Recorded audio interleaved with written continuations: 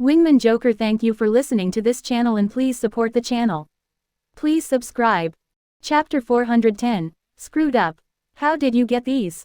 The old appraiser nervously asked the mysterious old man who casually sipped from the teacup in front of him. Found them on the corpse of some dwarf who died right across the gorge. Are they expensive?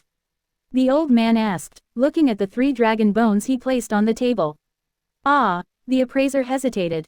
We don't know what creature they came from, so, I can't say, he lied. Then just put them on the auction, the old man said. We can't, they are not verified. But that is not what I was told. Didn't you guys buy anything? No questions asked. The old man frowned. We do, it is just that the things in the auction needed to be verified. How about I buy them off your hand for 1 million gold coins? The appraiser asked. I thought you said you didn't know their value. I didn't, I am taking a risk here, the appraiser said, making the old man ponder. I know some collectors who like strange things like these, he added. Quote. I can sell you only one, the other 2 will go into the auction. The old man finally said after finishing his cup. I already said, I will take 2 million gold coins for it, the old man interrupted. Wait, that, 3 million, fine deal, the appraiser quickly said, realizing that the old man was not an idiot. But still, even if he bought it for 10 million gold coins, he would be able to make a profit. And it was not like the old man would be able to enjoy the money. Good, give me the money now, I need to buy a few sacrifices. Girls at the auction tonight, the old man said, licking his lips. Oh, and prepare some VIP auction tickets for me. I understand, the old appraiser, who seemingly surrendered, said with a wretched smile. You old men are too smart to fool, he added, hiding his smirk. I know, the old man said, taking the money and the ticket a maid brought and putting them in his ring. By the way, do you appreciate wine too? Victor asked him. I sure do, the appraiser said as he watched Victor take 3 bottles of some wine. The first thing he noticed was that the bottles were very old. Dwarven style. Those were with that dwarf corpse you found? The appraiser asked. Yes, I tried one and it tastes somewhat a little too bitter for my taste. Try it yourself, but if you like it you have to promise to buy the rest. The old man said. Let me see, the appraiser said, taking a silver cup from under his table, and slowly pouring some of the wine out of the opened bottle in it. He looked at it, smelled it, then began to twirl it around. It is some kind of soul wine, the appraiser said. Ah, soul wine, the old man asked nervously. What's that? They used to take them for ceremonies to worship the 3 lords in the old days. We don't really know what they do, but their price is very exorbitant. Oh, its price would depend on how good it is though. Its smell is okay, the appraiser hesitated for a moment then tasted it. He was not afraid of poison as this room had 3 hidden guards stationed around just in case. How does it taste? The old man asked after 1 whole minute. Not bad, but why does it taste like it was brewed 3 weeks ago? The appraiser asked as he got nervous. He was spot on, really, the old man just smirked. Ah, feeling something was wrong, the appraiser decided to end this meeting. Sadly it was too late, as the next moment, he felt something grab him hard, stopping his movement, and the old man sitting in front of him took a bottle, then shoved it in his mouth, and began to empty it. The appraiser struggled hard, gesturing to the hidden guards to move, yet no one came to his rescue. He was about to lose hope when finally the door was broken open by a few guards who wore the Sun Temple dress. Catch that demon, one of them yelled, grabbing the old man but only managing to hold his cape and pull it to reveal a demon with long horns and white silvery hair. Damn it, the demon quickly took a talisman and activated it, disappearing completely. Shit, we lost him again, the temple guard said, then hurried to the appraiser's side. Are you okay? He asked. Ah, I am fine. What was that? He asked nervously. A demon, as you have seen. The damn thing has been on the run for a week now after stealing an elven nobleman's vault. Oh, what did he take? The appraiser asked, looking at the table to make sure that the maid had already collected the dragon bones. Thankfully, she did. Some dragon bones and a dragon heart, the guard said. Did he plan to sell you those? He asked. No, he just wanted to use that wine to drug me. Oh, I will be taking those bottles then, the guard said, grabbing the bottles, inspecting them, and then placing them in his ring. Feel free, the appraiser said. He was annoyed but didn't dare to show it. Did he ask you about anything of interest? The guard asked again. Ah, I don't know, nothing really. Just the prices of a few things. We just don't know what he is after, you see. This is getting really frustrating. What can a dragon heart be used for anyway? The guard asked. Oh, well, it has many uses. For one rare occasion, the appraiser felt that he should tell the guard everything he knew. Ellipsis. Zola. Zed screamed as he instinctively attacked the abomination that grabbed his sister. Sadly, he was too weak to even harm it, and his sword only sank in its guts without causing any damage. Ah! Zola seemed about to suffocate. Slash. The abomination was cut in half as none other than Mike seemed to have appeared out of nowhere near them and attacked. He quickly supported Zola and brought her to the ground. Ah, thanks. Zola blushed as Mike let go of her. Find a safe place and hide. Those things need to be struck with weapons that have an affliction. Pure physical damage won't hurt them, he said with a dashing smile, then left, heading toward another abomination to kill it. We will clear things quickly, so take care of yourselves, he added as he vanished. Wow. Zola's eyes followed him. Sis, we have to go find our mother and hurry to find Danny. Zed told her. Danny was their little sister whom his mother left in the guest room with the maids. As a non-player, that little girl couldn't enter the arena today. Ah, yes. Zola nodded and began to hurry and follow Zed. Her eyes were searching for Mike though. Do you know his identity? She asked as they ran. He should be one of our cousins, look at his hair color, Zed said. From the badge on his chest I think he is an elite or something, he added. He was good at noticing such things. Is he single? Zola asked, making Zed pause. Sis, he is our cousin, he said nervously. You already told me that. I am just wondering, she said pouting, her eyes darting around searching for his shadow. Shit, Zed, who realized what his stubborn sister was thinking, cursed. Ellipsis. Totally unaware of what he had done, Mike joined the fight, killing one monster after another. He didn't know how long it took, so after making sure no new abominations were appearing, he gave the guards some orders to secure all the exits and then hurried toward where the elders were. They were slowly wiping the guts and the blackened blood off their weapons after finishing the fight. Thankfully none were injured. Those abominations had hard skins but were not very powerful. Where is Grandma? He asked his father. Theodore pointed up where Anne was. Up in the air. She seemed to have grown a pair of dragon wings and was slowly descending. Did she awaken her bloodline too? She would be a fool not to try it after getting the notebook. Mike slowly checked his father. Theodore seemed to have done it too, as the air around him seemed more dignified than usual. Mike didn't see them for the last couple of days, and now he knew why. Those bastards must have tried the pills Victor gave them. Moments later, Anne, who seemed to have been checking the situation, slowly landed and the purplish dragon wings on her back vanished. The elders seemed to want to ask her what skill was this, but none dared to do that. Grandma, where are the protectors? Mike asked, looking around. Were they fighting the dungeon's boss? They escaped, Anne said.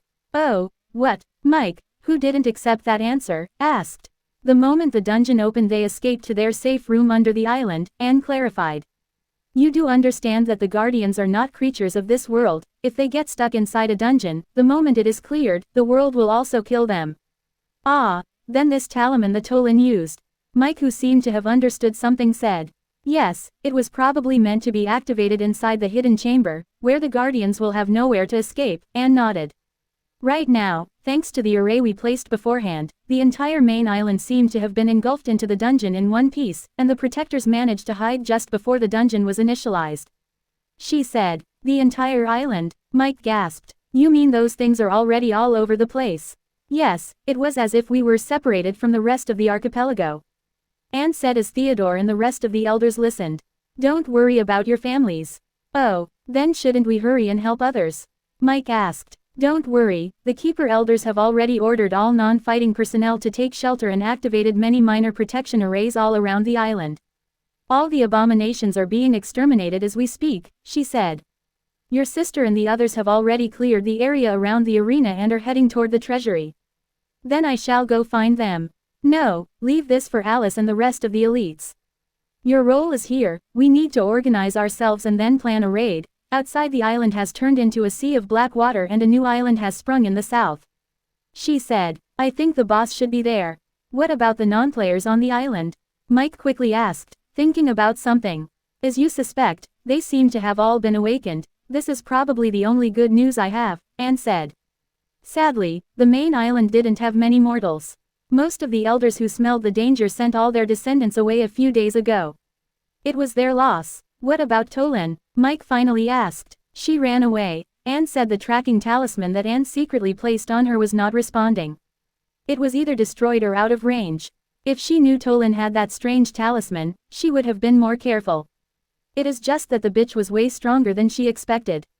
Not only did she manage to undo the chains they tied her with and escape, but she even threw a few poison bombs that she hid in a storage device in her mouth.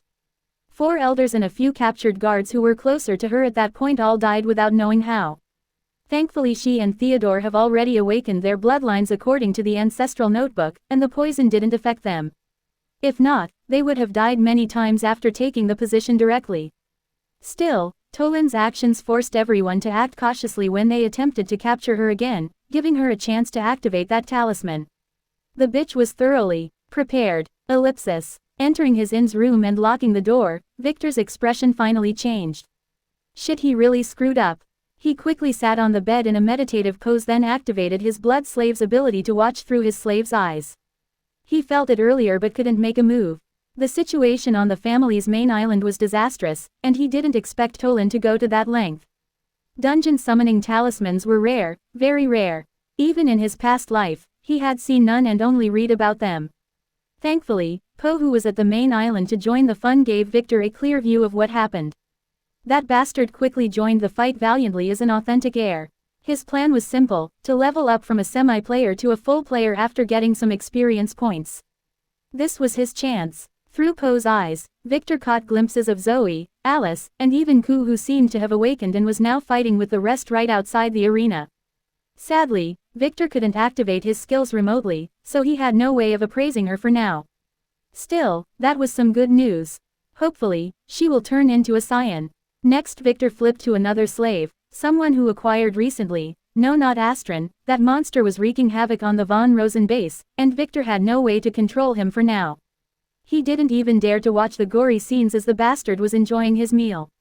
Well, Von Rosen deserved it. The mysterious blood slave Victor wanted to monitor was none other than Mike, who was in a meeting with the elders discussing what they should do to raid the corpse dragon's lair. Victor made him a slave when he gave him the antidote pills earlier in the cave. All of those were laced with his blood. He was not sure if Mike would take one, but thankfully he did. The reason he did this was simple, it was to follow what was happening after he was gone. His second choice was either Ku or Alice. But Ku was troublesome as he feared affecting her fate, and with Alice, he feared that she would meet some lord at her sect and the same thing with Tulip would happen again.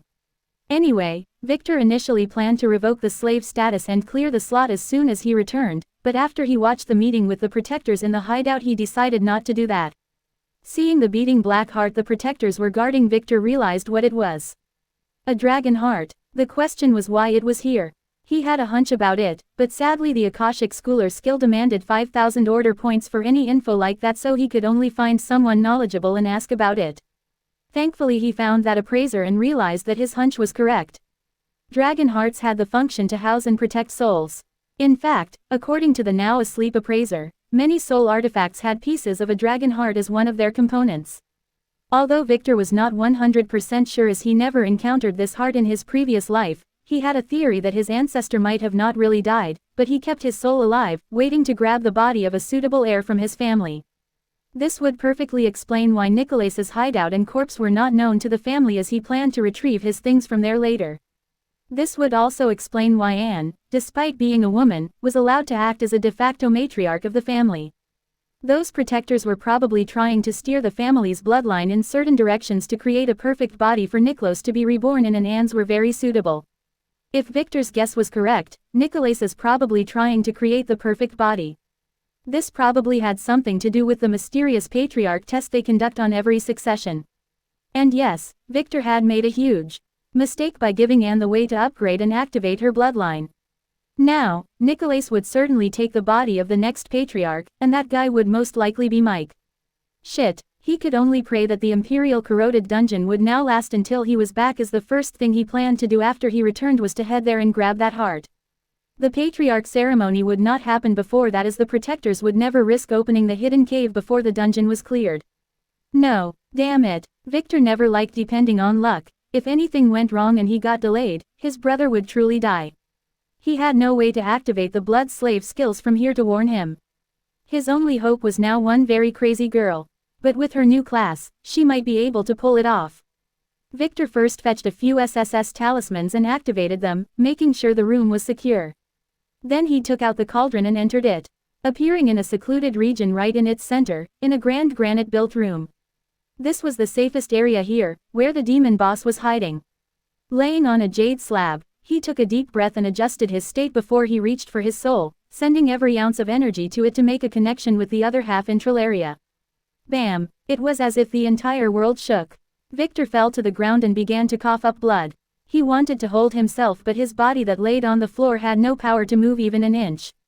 Although this took all of his energy, the connection was a success. It was brief, but it was enough for the two parts of his soul to sync. Now, it was all up to Lily.